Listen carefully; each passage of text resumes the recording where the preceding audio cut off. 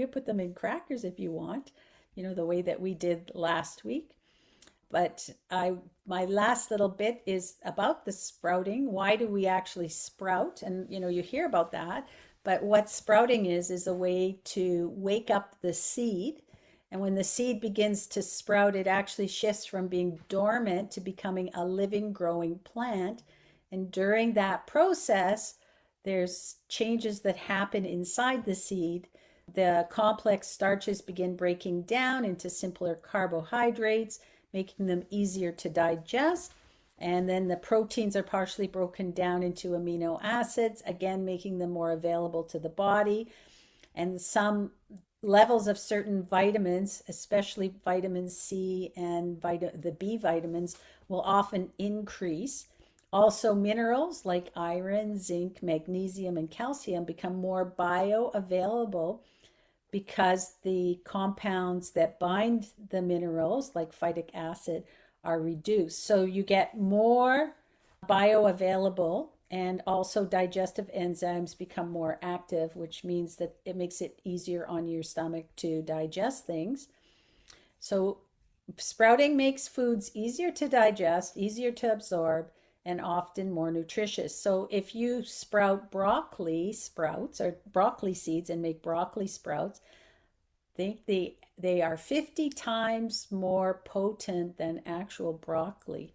So they are very powerful in terms of their nutrients.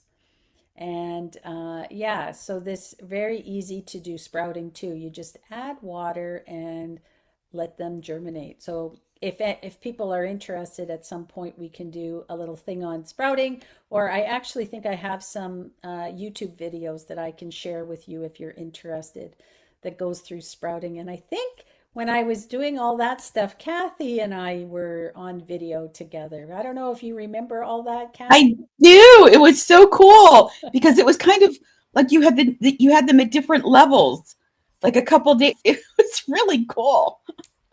So we could maybe I could pull those out for people at some point. Okay. Now I want to just show you before we go any further my journey over the last few days, last week.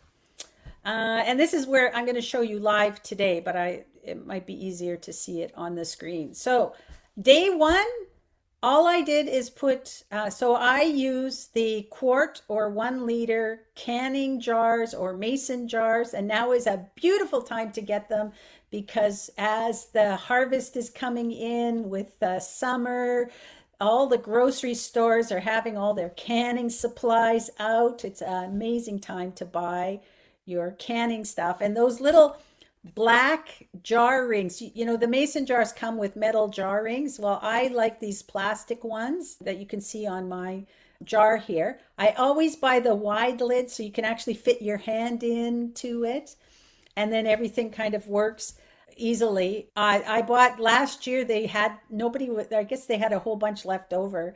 And I bought up like 5 packs of these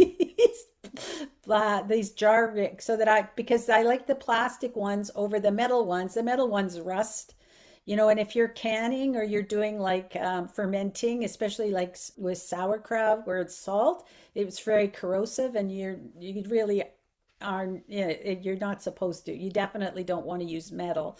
So I bought all these plastic jar rings. I was like in heaven. The shop manager in the produce section, I think he thought I was crazy.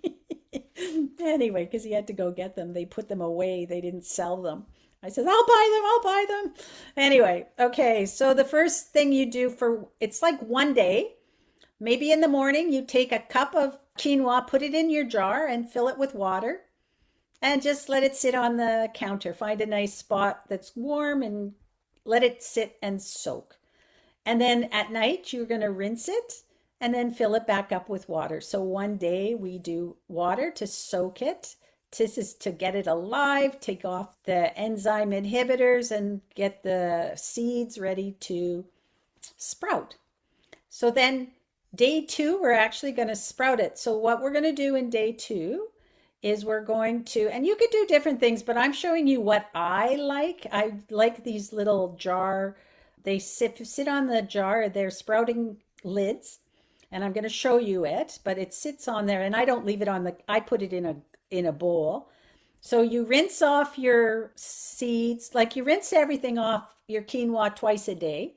So you rinse it off and do the rinsing with this little sprouting lid on, and then you put it upside down in a bowl, and then it will all the liquid will be able to run out, and you just let it sprout, and you just let it that way, and then at the end of the day you rinse it again and then turn it back upside down and let it sprout some more. On day 3, you do the same thing. It's just sprouted, so it'll be a little bigger. It'll look bigger, and you sprout it. You continue the sprouting, so you just let it sit on the counter, rinse it off in the morning, rinse it off in the evening. And it doesn't have to be exactly 12 hours, which is when you remember. And sometimes I forget, and it's very forgiving. It'll still be there for you.